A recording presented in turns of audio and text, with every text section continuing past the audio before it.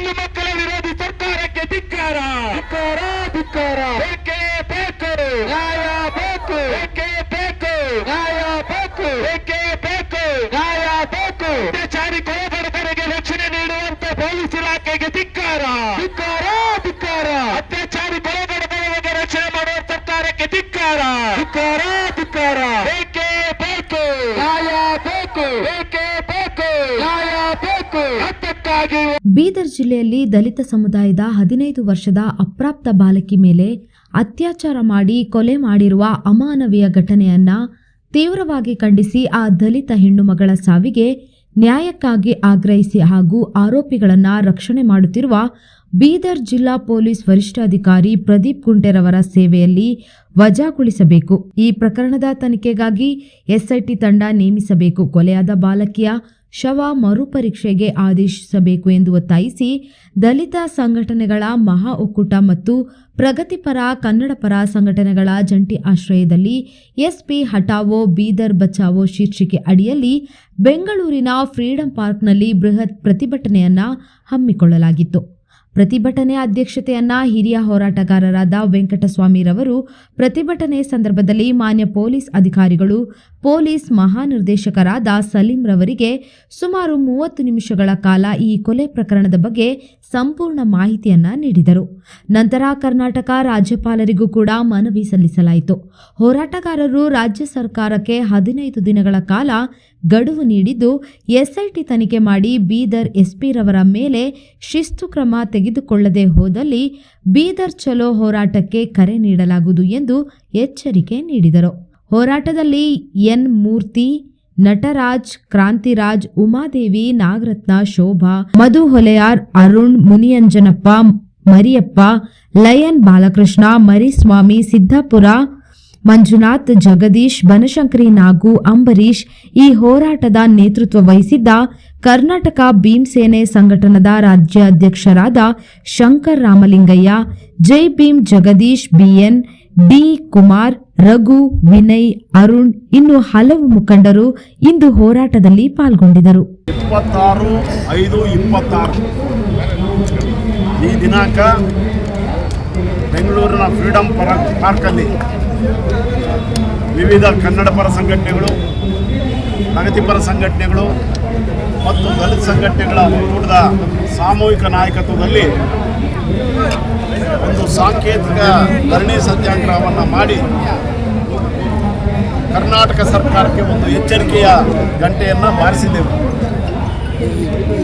ಇದೀಗ ತಾನೇ ನಮ್ಮ ನಿಯೋಗ ರಾಜ್ಯಪಾಲರಿಗೆ ಮತ್ತು ಈ ರಾಜ್ಯದ ಪೊಲೀಸ್ ಮಹಾನಿರ್ದೇಶಕರಾದಂಥ ಸಲೀಂ ಅವರಿಗೆ ಮನವಿ ಪತ್ರ ಕೊಟ್ಟು ಸಮಾಧಾನವಾಗಿ ನಮ್ಮ ಜೊತೆ ಅವರು ಮಾತನಾಡಿ ನಮ್ಮ ಬೇಡಿಕೆ ಈ ಪ್ರಕರಣವನ್ನು ಎಸ್ಐಟಿ ತನಿಖೆಗೆ ವಹಿಸಬೇಕು ಅಂತೇಳಿ ಮನವಿ ಮಾಡಿದಾಗ ಅವರು ಗೃಹ ಸಚಿವರ ಜೊತೆ ಮಾತಾಡಿ ನಮಗೆ ಮುಂದಿನ ದಿನಗಳಲ್ಲಿ ಉತ್ತರ ಕೊಡ್ತಾರೆ ಅಂತೇಳಿ ಭರವಸೆ ಇದೆ.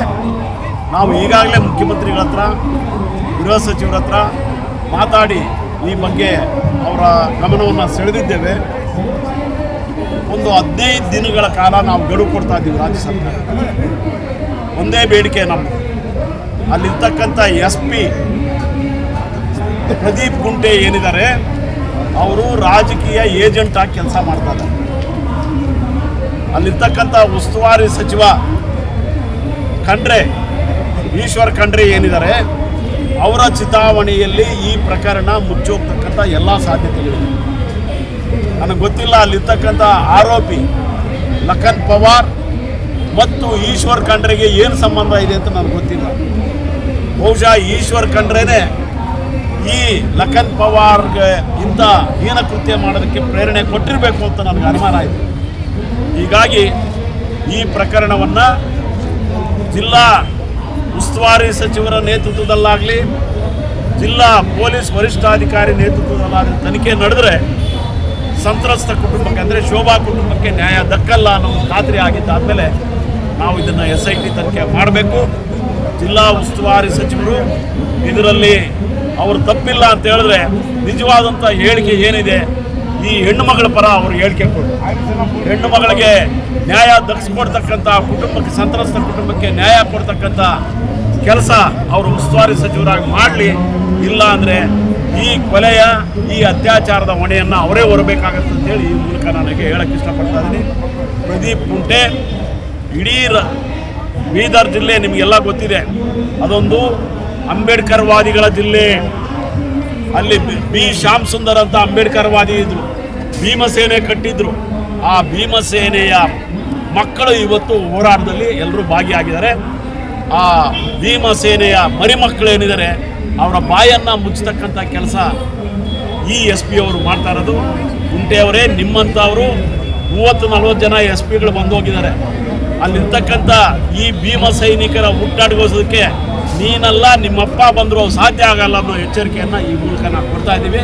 ಯಾಕಂತ ಹೇಳಿದ್ರೆ ಎಚ್ಚೆತ್ತ ಭೀಮ ಸೈನಿಕರು ಬೀದರ್ನ ಅಂಬೇಡ್ಕರ್ವಾದಿ ಸಂಘಟನೆಗಳ ಮುಖಂಡರು ಅನ್ನೋದನ್ನು ನೀನು ಅರ್ಥ ಮಾಡ್ಕೊಂಡು ನೀನಾಗ ನೀನೇ ಅಲ್ಲಿಂದ ಎತ್ತಂಗಡಿ ಮಾಡಿಸ್ಕೊಂಡು ಹೋದರೆ ಓಕೆ, ಇಲ್ಲ ಅಂತ ಹೇಳಿದ್ರೆ ಲಕ್ಷಾಂತರ ಸಂಖ್ಯೆಯಲ್ಲಿ ಇಡೀ ರಾಜ್ಯದಾದ್ಯಂತ ನಾವು ಬೀದರ್ಗೆ ಲಗ್ಗೆ ಇಟ್ಟು ನಿನ್ನ ಪ್ರತಿಕೃತಿಯನ್ನು ದಹನ ಮಾಡತಕ್ಕಂಥ ದಿನಗಳು ದೂರ ಇಲ್ಲ ಅಂತೇಳಿ ಈ ಮೂಲಕ ನಾನು ಎಚ್ಚರಿಕೆ ಕೊಡ್ತಾ ಇದ್ದೀನಿ.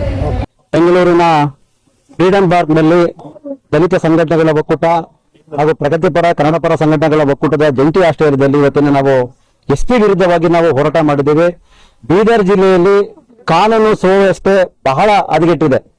ಎಸ್ಪಿ ರವರು ನಿರಂತರವಾಗಿ ದಲಿತರ ಮೇಲೆ 2 ವರ್ಷದಿಂದ ನಿರಂತರವಾಗಿ ದೌರ್ಜನ್ಯ ನಡೀತಾ ಇರೋದು ಸಹ ಕಣ್ಮುಚ್ಕೊಂಡು ಕುತ್ಕೊಂಡಿದ್ದಾರೆ. ಈ ಒಂದು ಬಾಲಕಿ 16 ವರ್ಷದ ದಲಿತ ಸಮುದಾಯಕ್ಕೆ ಕಬಡ್ಡಿ ಕ್ರೀಡಾಪಟು ಬಾಲಕಿ ಅತ್ಯಾಚಾರ ಆಗಿ ಕೊಲೆ ಆಗಿದ್ರು ಸಹ ಅದನ್ನ ಮುಚ್ಚಾಕೋದಕ್ಕೆ ಇನ್ನಿಲ್ಲದಂತಹ ಕುತಂತ್ರಗಳು ಮಾಡ್ತಾ ಇದ್ದಾರೆ. ಈ ಒಂದು ಮಾನ್ಯ ಎಸ್ ಪಿ ರವರಿಗೆ ಈ ಮೂಲಕ ನಾವು ಹೇಳೋದಕ್ಕೆ ಇಷ್ಟಪಡ್ತೀವಿ. ಮಾನ್ಯ ಎಸ್ ಪಿ ರವರೇ, ಈ ಕುತಂತ್ರಗಳು, ಈ ದಬ್ಬಾಳಿಕೆಗಳು ನಮ್ಮ ಹತ್ರ ಯಾವುದು ನಡೆಯೋದಿಲ್ಲ. ನಾವೆಲ್ಲ ಹೋರಾಟಗಾರಿದ್ದೀರಿ. ಬಾಬಾ ಸಾಹೇಬ್ ಅಂಬೇಡ್ಕರ್ ಅವರ ಮಕ್ಕಳು ನಾವು ಕುಡಿಗಳಿದ್ದೀರಿ. ನಮ್ಮ ಮುಂದೆ ನಿಮ್ದೇನು ನಡೆಯೋದಿಲ್ಲ ಅಂತ ಈ ಮೂಲಕ ನಿಮಗೂ ಸಹ ಎಚ್ಚರಿಕೆ ಕೊಡ್ತಾ ಇದ್ದೀನಿ. ಎಲ್ರಿಗೂ ಜೈ ಭೀಮ್. ಏನು ಈ ಅತ್ಯಾಚಾರ, ಇದೊಂದು ಕಗ್ಗೊಲೆ, ಇದು ಎಲ್ಲ ಹೆಣ್ಣು ಮಕ್ಕಳ ಕಗ್ಗೊಲೆ ಅಂತಾನೆ ಹೇಳ್ಬೋದು.